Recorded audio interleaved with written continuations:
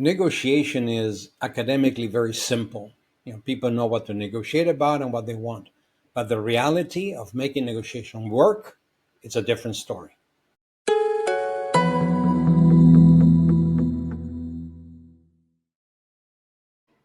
Hello, hello, hello. Welcome to the Revolving Change podcast, where we talk about change and how it affects your career and business growth.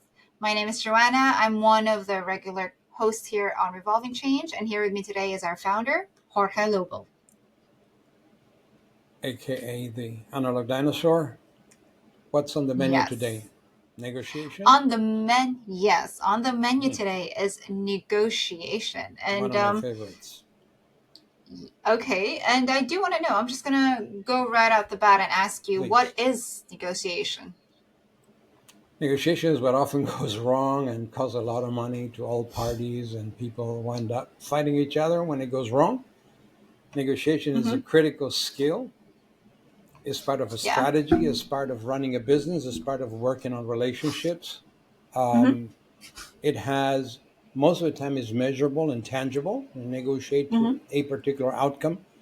You want to Mm-hmm. achieve something, and particularly negotiation, if we take it from its essence, has to be by definition a win-win. A negotiation where So, there's a winner and a loser is not necessarily a good negotiation.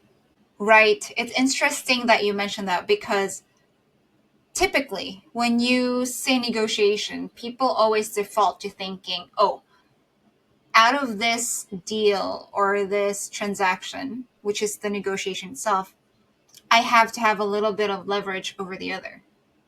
It's not a win win per se. So a lot of people go into a negotiation, with the big intention to actually get more out of the transaction than the other Try to person. get the most they can, and that is fair Yeah. enough. And the key is there's different paths to get there. Not all, Mm-hmm. not all roads lead to Rome, but the path can be very different. It depends on the mindset. It depends on the intentionality. What is our intention? Is our intention to take advantage of somebody as a Mm-hmm. business or as an individual? Or is our Mm-hmm. intention to have a common ground that will help us to move forward? Um, I've helped CEOs in different parts of the world negotiating, for example, working on negotiations with unions, which are extremely Mm-hmm. politically and socially relevant and sometimes explosive. And understanding Mm-hmm. the basics of those negotiations, how to get to a common, acceptable, desirable outcome, that is critical. But that needs to be defined up front. What is the outcome we Mm-hmm. want? You can see it. I mean, Germany is a country where negotiations, like for instance, in unions, are very, very public. At least this Mm-hmm. progress as is made, and it's very Mm-hmm. interesting how people start moving forward to get to a point where they can both live with the outcome. It doesn't necessarily have to be a compromise, or it often is a compromise, but that shows the good faith in negotiating for a good outcome. So, having a common set of values and beliefs and objectives is very important for a good negotiation and a good negotiation process and outcome. Mm-hmm. Because the process is equally important as the outcome. Because in the process, if we don't negotiate in good faith and we don't have a minimum of mutual confidence and trust, then it's going to be very hard to negotiate in good faith. Yeah. Well, coming from, obviously, I'm coming from a generation where trust in business is quite, I'm not going to say scarce, but it's, It has well, suffered. based on my experience, yeah, like it has really suffered. Based on my experience, a lot of people come into negotiations and transactions with distrust. Like they're on guard. They're very much For a okay. reason. I need to watch out. Yeah, I need to watch out because you might be taking advantage. Okay, tell me. Some people It I've happens all noticed the time. also come into meetings saying, "You tell me what you want first, and then I'll tell you what I want." It's Act interesting. It as. reminds me of my first large contract many, many years ago. It was Nokia Corporation at the time. It was an industrial Mhm. group. And we were finalizing the presentation for a very large project on productivity. Mhm. And I Mhm. remember presenting I mean, it's big size projects, large budgets. Mm. And I finished the presentation, and the vice president, well, we shook hands. We said, okay, Mm. let's go. We start on Monday. All right. And on the way out of the office, of the meeting room, and we were like probably six, 7 people, 8 people, I said, I'll bring the contract sometime next week on Wednesday or so. And he looks at me. I remember he puts his glasses down. What do you mean? I said, well, I'll bring you the contract. We just shook hands.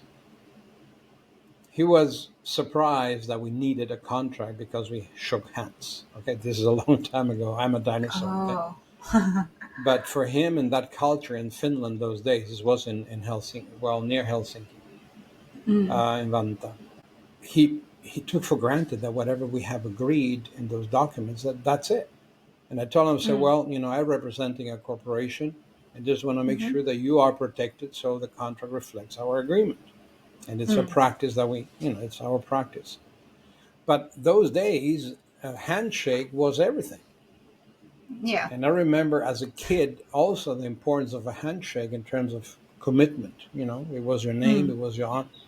Today, it doesn't have the same value anymore, unfortunately. No. Yeah, unfortunately it doesn't. Like, from, like, before, your name is holds so much value. Like, you have my word. That expression, you have my word, meant so much value before. Now Let's not go there. Let's keep it's continuing with negotiation. it doesn't really it doesn't really it doesn't really hold as much value as it did before. No, It because doesn't mean that negotiation today much. is not being perceived. I'm sorry for interrupting. It's just you triggered a very important thought. Is that negotiation, by definition, today is not necessarily always seen as a win-win proposition. No. It's about who's going to win over whom, and that is Yes. makes negotiations very, very difficult. Mm-hmm. There are hidden agendas, there are hidden intentions. So, I think it's Mm-hmm. important when you're negotiating in your business, and that's where we are coaching our mentees and our clients. Mm-hmm. And you negotiate with your union, you negotiate with your staff, with your peers, or maybe a competitor or a Mm-hmm. supplier, to do Mm-hmm. it in good faith. Put the cards on the Yeah. table. Mm-hmm. And that takes mutual confidence because you want the other Mm-hmm. party to do the same. So we're back into a famous topic of ours, which is expectations management. And that is, Mm-hmm. can we agree up front and we negotiate in good faith? Can we agree up front? Yeah. We're going to divulge confidential information, which we're going to maybe sign a non-disclosure agreement before because it's Yeah. confidential, yada, yada, yada. But the preparation of it is very, very important. Yeah. So far we've been discussing negotiation, and it is coming off like, it always negotiation is always important with deals, or striking an agreement with someone, right? If we think about it in that sense, does it only apply when the other person needs something? Because from what I've seen us perform and advise clients on in negotiation, especially if you're a manager, negotiation is not about transactions, but negotiation can also be a management tool, a leadership tool that you can use. Can you talk more about that? So that's a good point. Now, management and leadership are two pair of shoes, right? So, from a management perspective, I say you have the management of relationships with suppliers and with unions and with customers, with employees also, with peers, and you jointly define the outcome of a negotiation. We're going to negotiate a contract. We want to have an agreement. We want to negotiate a deal. We want to have a deal set by that date. That is on the management side. On the leadership side is when you're leading your team, you may have to negotiate with the team conditions that are unusual. Like, well, we Mm. need to do extra work this coming weekend. I know people had some plans, but we have an unusual situation. How can we find a common ground in negotiating? But we not call it Mm-hmm. negotiation in this case, but it is a negotiation.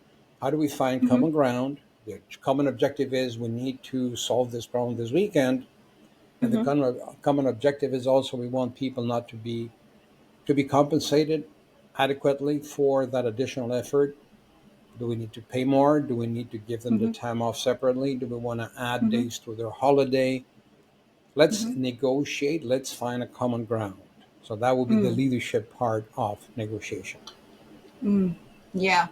Because that's the common misunderstanding that negotiation is only used when you're dealing with two external parties, or you know what I mean, there has to be an agreement. But But that's because most of the time managers and leaders do not see negotiation that way. They see it when they have an internal situation, yeah. they rather instruct and not Mm-hmm. negotiate that much, right? So the tendency Right. will be that, well, we need to have this overtime, we need to do this is the weekend, and we have this critical situation. Who's on? And you have some people raising hands, and I can, and I cannot, and they move forward. So it has not Mm. been negotiated, basically, right? And it would be Yeah. healthier for everybody if it was negotiated. But sometimes you can't. So Mm. let's raise a flag that sometimes negotiation is too time intensive, too cumbersome, takes too much time, too much effort, Mm-hmm. and you're Mm-hmm. putting a fire off. So you have no room Mm-hmm. to negotiate. All right. So that is a Mm. reality of leadership. Sometimes you're going to walk ahead with a flag and you want your troop to follow you because you need to get into battle that weekend to solve a Yeah. problem. Yeah. Like the recent Microsoft crash. Everyone No, had to be no, on no room hands for on deck. negotiation there, right? I Yeah. mean, like It's all like hands on hands deck. on deck. Yeah. No Not room for only yeah, Microsoft, the that's airlines and the hotels and the yes. hospitals and Mm-hmm. all the people. I Mm-hmm. mean, it was like, Yeah. and happily there All was hands only on deck. a mistake and not a hacker.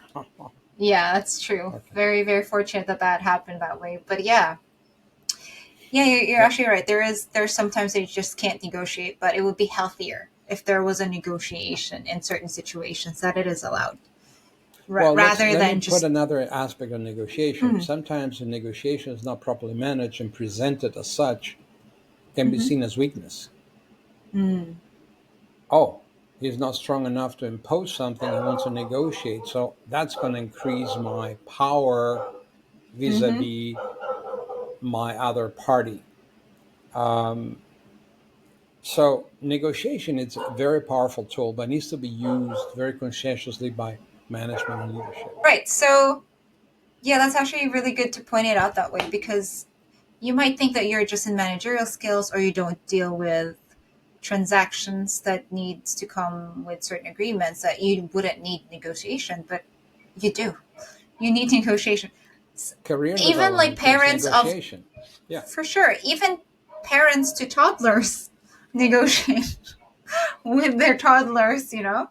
So negotiation skills is very, very much, there's multiple applications of negotiation. I watch my But like you mentioned grandchildren how we earlier, negotiate. yeah, like you mentioned earlier, a lot of people don't identify such as negotiation. So it is important to have awareness of that. Yep. That there must be there that a lot of transactions are actually negotiations. They're not, you know, they're not an equal exchange. They're not mindless agreements and stuff like that. A lot of the time, we negotiate with someone, right? Even with friends, meeting time. Well, I'm going to burst your bubble. We even negotiate with ourselves. For sure, yeah, that's When true. we have to Yeah. face a situation where we know we need to do something which is unpleasant, which is frustrating, which is taking us our zones of comfort and stability, what we call zones of stability, we need to negotiate. And sometimes some people have this trait that they agree on a reward for themselves and negotiate that if I do this by then I will allow myself maybe a meal or a trip or a break or something as a negotiation. So we are actually negotiating a lot more than we realize. And the problem is we do it intuitively and not by design. We don't do it on purpose. We do it by default. And that is not always as effective as if we do it by design. Yeah, that's something we continue to talk about too. We want to do things by design, not by And not by default. default. Absolutely. Yes. Absolutely. Yeah. And negotiation is So, a very good point because we do it intuitively. We know how mm, to negotiate. We learn as children, and it's part inherent mhm, to what we do every yeah. day. Yeah. But if we do it professionally and start taking into account all the aspects that affect negotiation in business, could be gender, could be the location, Mm. could be the time of the year, Yeah. could be the product, Hmm. could be the people, could be the characters of the individuals, could be animosity between people that are participating in a negotiation. Yes. Mm. Generations, younger people and older people, like a dinosaur with me with a Gen Z. Not that we Yeah. have the problem, but it can happen. I've seen it. I was Yes. listening to a client the other day telling me he will never hire a Gen Z person again. Very Ooh. interesting conversation because he negotiated and got ripped. I mean, he feels it got ripped off by Gen Zs Hmm.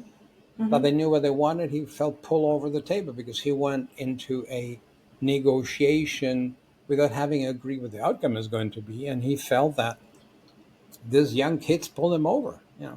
just pulled the rug Yeah. under him because Yeah. he was not really prepared how to deal with that. Preparation. Mm. Yeah. It's true. Yeah. That's actually a really good point.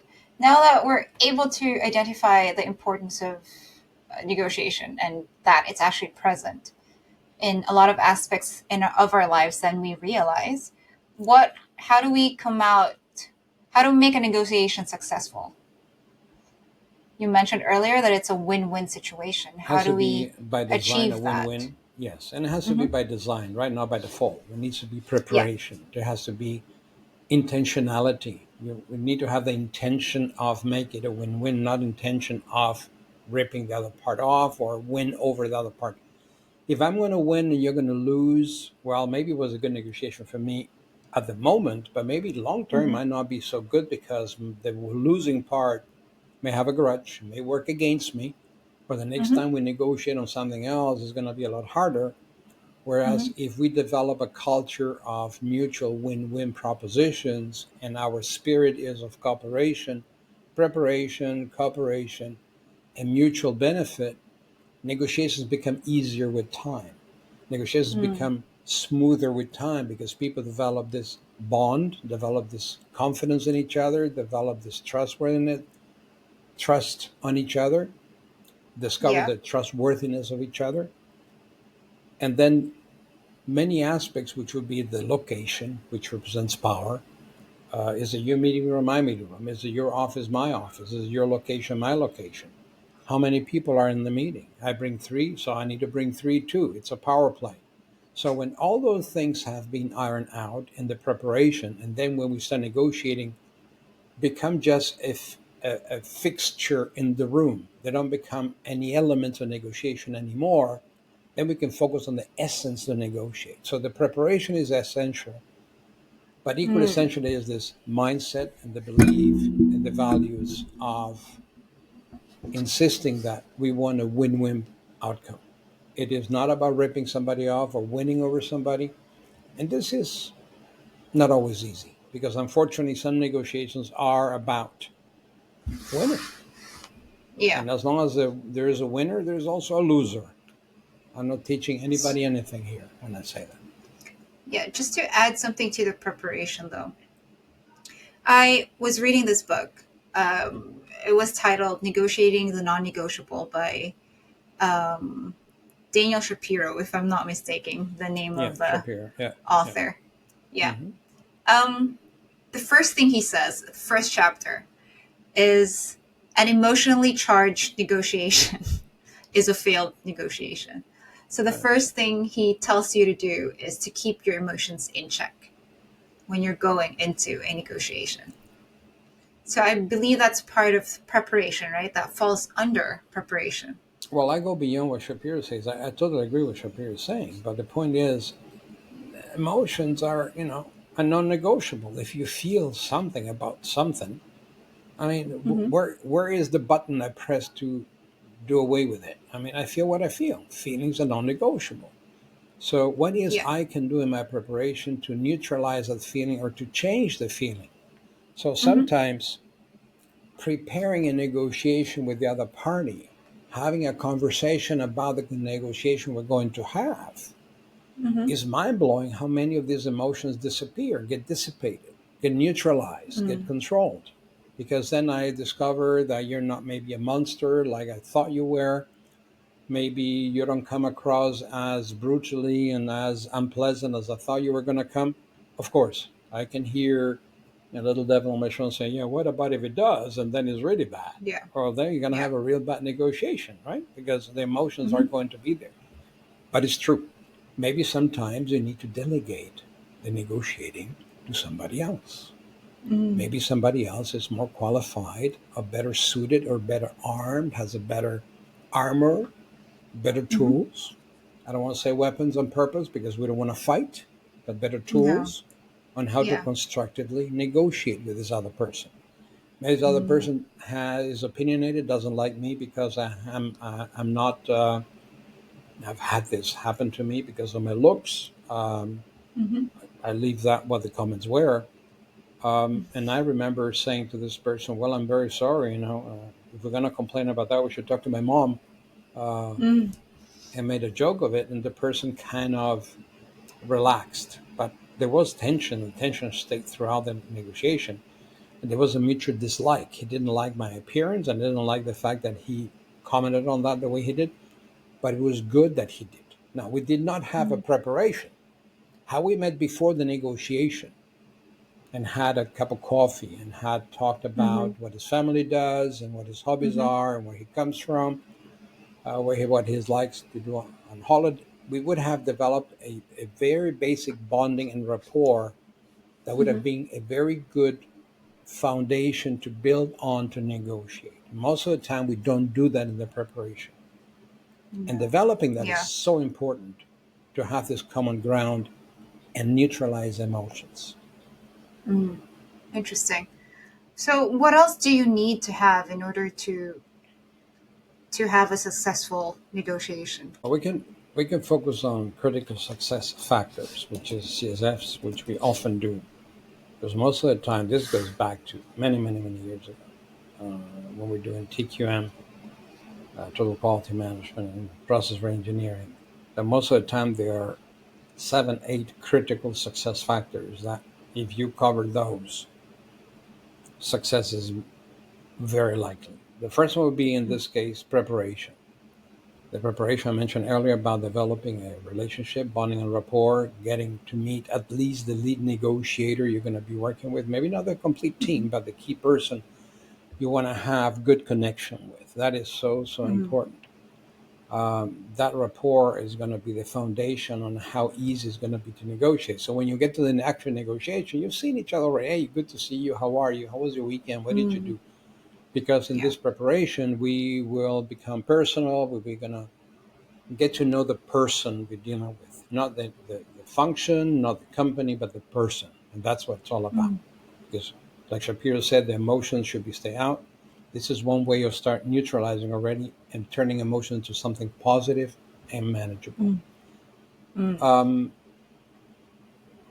the second would be to have common objectives. We need to have it. It has to be a win-win proposition. So we need to have common objectives. We need to know where is not necessarily a quantified objective, but what do we aim for? So if we Mm. have a hidden agenda that we don't put on the table up front, and it comes up in the middle of the negotiation and we were not prepared for it, it's going to likely derail it. It's going to hurt mutual confidence. It's going to affect the bonding and rapport we had. So the more we can put the cards on the table and elaborate Mm-hmm. on what is on the agenda, the Mm-hmm. much greater likelihood that it's going to be a very successful negotiation. Another critical success factor is mindset. We need to have the mindset taking into account what we just described. My objective is not to pull a fast one on you and pull you over the table or to win over you, is but to get a fair deal, which is going to be win-win. You're going to get what you need, and I'm going to get what you need. It's going to allow us to move forward together. And Mm-hmm. that you want the mindset to be. Mm. The next one will be values. We need to have the same values. We need to share the values of how we deal with each other. Are we going to be tactical and not reveal some things? Well, sometimes it's unavoidable, but it's important that, and again, I think this is a very nuanced aspect of it, but the values, I can reveal that I have a point that I cannot reveal. So I can already hint at you that there is something I cannot reveal for whatever the technical, tactical, confidential reasons are, but there Mm-hmm. is another point on the agenda that might come up as we negotiate. But the fact that I told you it may come up, it's already pre-presenting the situation and diffusing it, taking away the potential negative emotions. But you understand, as my negotiating partner, sometimes we have elements that we cannot put them all on the table. Maybe they come up, maybe they don't. Okay? So Mm-hmm. the values are extremely important. The next one is the power. That we're going to try to neutralize power. We don't want to use power to overpower the other negotiating party. Like the Mm-hmm. location is a question of power. Is it my location, my location? Is it a meeting room? Is it an amphitheater where people are higher than others? Um, are we being interrupted all the time on purpose? So no power games, no power play. Mm-hmm. Let's focus openly on what we're trying to accomplish. So Mm-hmm. also the level of authority of the people participating. If all of a sudden you have somebody, and this is why the preparation and getting to know each other first is so important, that what about if you're negotiating in good faith, you go through all this, and then at that moment in the middle of negotiation, the person says, well, I'm glad we got here now. I cannot decide this. I'm going to introduce it to somebody else. Mm-hmm. Well, that's not confidence inspiring. It derails it. It kills probably much of the intentions I had. It would raise big questions marks and how I feel about the situation. It will raise emotions. Mm-hmm. So that is a very critical point: the power and the authority part. Who do you have the authority to negotiate and to conclude yes or no? Because if you said up front, I don't have the authority to get to the very end, but we were going to cover to point X, and from point X, so and so will take over. Well, from point X, it's a new negotiation. You're going to do a preparation, you're going to meet the person, develop the bonding and rapport. Um, I think the seventh one would be measurable, predictable outcomes. And this is a difficult one because defining a measurable outcome sometimes will reveal what you're negotiating for, and it makes Mm-hmm. you give away. So it's not always possible to give away what your objective is. I want a 5% increase in pricing. I want Mm-hmm. better delivery terms. I want increase in salaries, bonuses, what have you. Mm-hmm. So, but you can make it measurable in terms like we want to improve the condition of delivery. We want to improve, reduce cost. We want to improve pricing. We want to raise income. So maybe not necessarily measurable yet, or you can put it already measurable, like some people do. As you know, it's in the press. There is a minimum. We want at least an improvement of in pricing of 5%. So Mm-hmm. you know where we are at. And I'm going to Yeah. say, well, 5% is very hard for me, but and then we start negotiating. But there is a predictability and there is a anticipated measurable outcome. So those are the key, what we feel are the most important critical success factors. Those were actually very, very helpful indicators to come up with a successful negotiation. If you're listening today and you don't want to take notes, I'm just letting you know that our show notes are available by by signing up on the link below if you're not yet one of our core members. We do encourage you to sign up because that is free. And if you're already an existing core member, you have access to all of these by logging into your Revolving Change portal. Quick little segue for everyone there. um, yeah. Okay. Wow. That's a mouthful, and pretty sure I would want to revisit this topic one day, and maybe even We will. revisit the individual critical success factors. Right.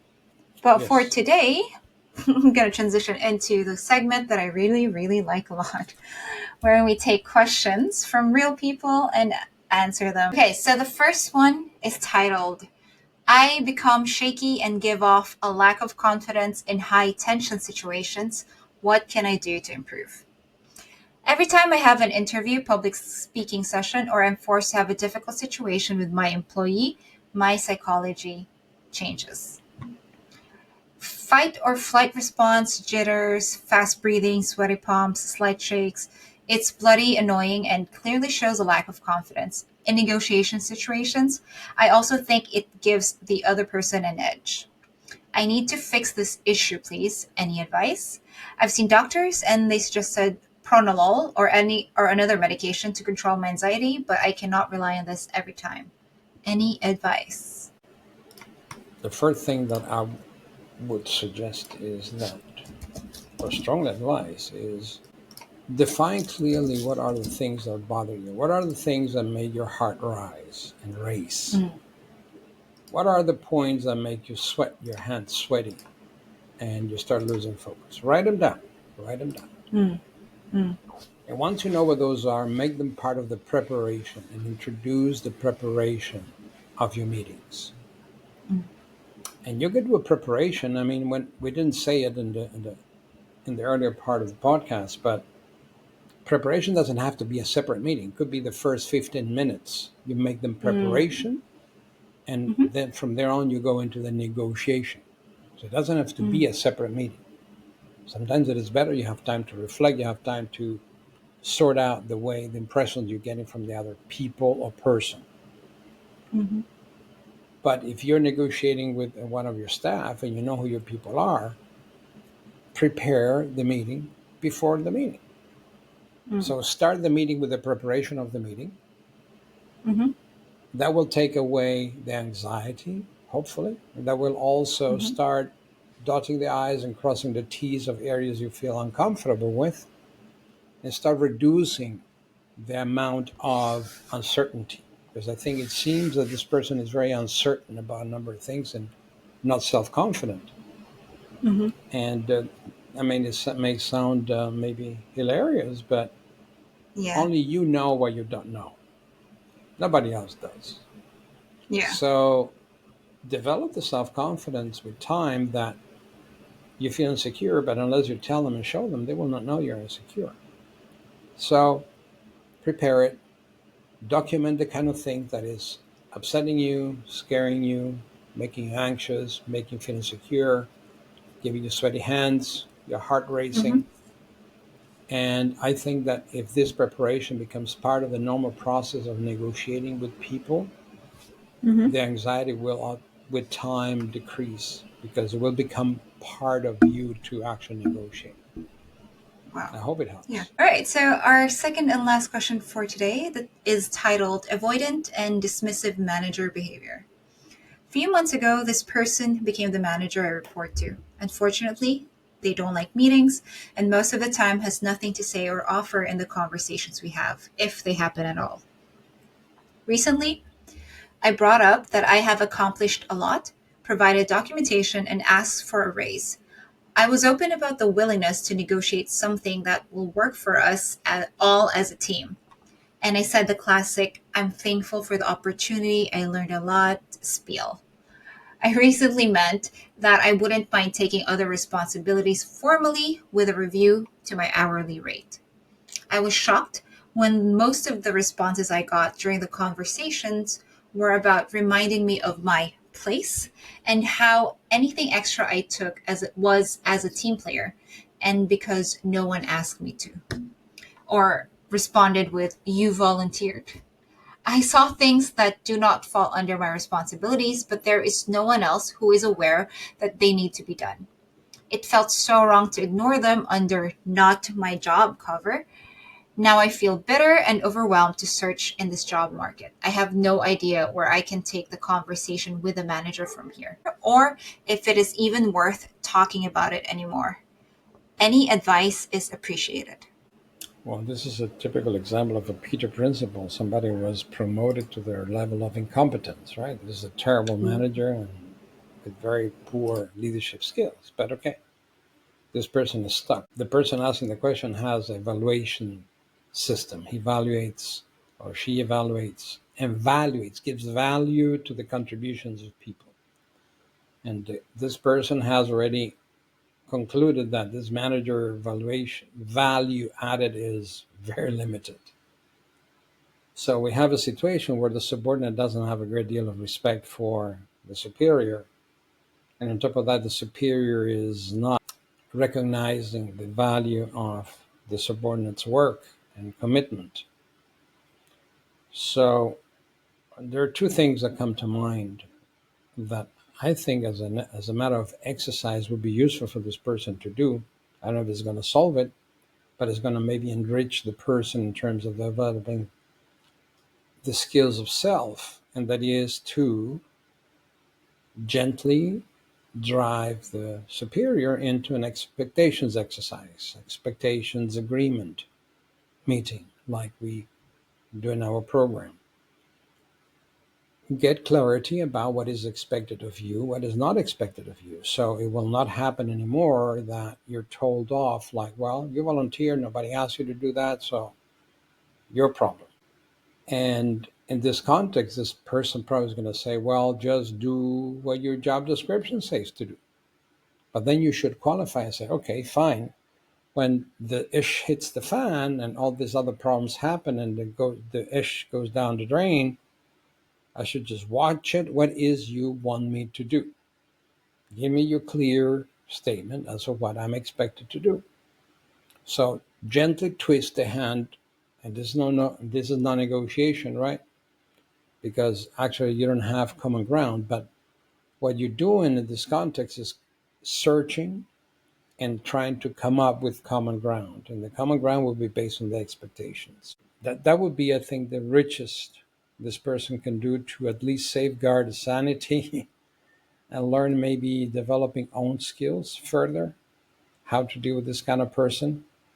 I would also strongly advise to focus a lot on the Q question technique. Ask questions, don't make statements. Ask questions. How do you expect me to react in this situation? What is your expectation? What I'm supposed to do? How do you expect, not to repeat all the time the word expectation, what is your desire on how the team or the department should react when A, B, C happens? What should our answer be to this situation? Make sure it's documented. If it's not recorded, written down. If the manager doesn't summarize it, you summarize it and submit it. Say, my understanding of our agreement is as follows. So start creating yourself the guardrails. Yeah, but that's the manager's responsibility. Yeah, I agree. But it's about your sanity in your career. So if the manager doesn't, maybe you do, and maybe eventually you become the manager. Who knows? I mean, I don't know the company, so, but chances are, if the rest of the team above this manager are good, then maybe you'll be the next manager. Good luck with that. Yeah. Yeah. So expectations management. I Really, would say really so. good. Yeah. And maybe even because one of the frustration of this person is this person was able to see something that others wasn't. So maybe try next time just pointing these out and coming to the manager first and saying, hey, I noticed this. What would you like to do with this? Or verify. Like it's still an expectations management part of it. Yeah, we You do know? expectations first, because then if the person Mm-hmm. says, no, I don't want to hear it, go to somebody else, then you know, Mm-hmm. right? Yeah. Oops, sorry. Right. So I would say Yeah. do Absolutely. expectations, because then you can take also credit and expect credit for doing what you're being asked to do. It's not anymore Yes. your initiative, Exactly. right? So I would Yeah. step back from Exactly. initiative and replace that with agreed expectations. That's exactly. Yeah. Mm, All right, that were those were very very good questions from people we have for this week and in interesting. line with negotiation. Well, I Yeah, hope they so if continue you're to leave messages, because I would like to hear expectations. Negotiation is such a complex topic and so wide. mhm, Please leave yes, issues. If you have issues that need attention, you have questions that you're not sure what the answers are, yes, put them down there. yeah, I'd like to actually, hear we're hear not them. asking about question, just issues.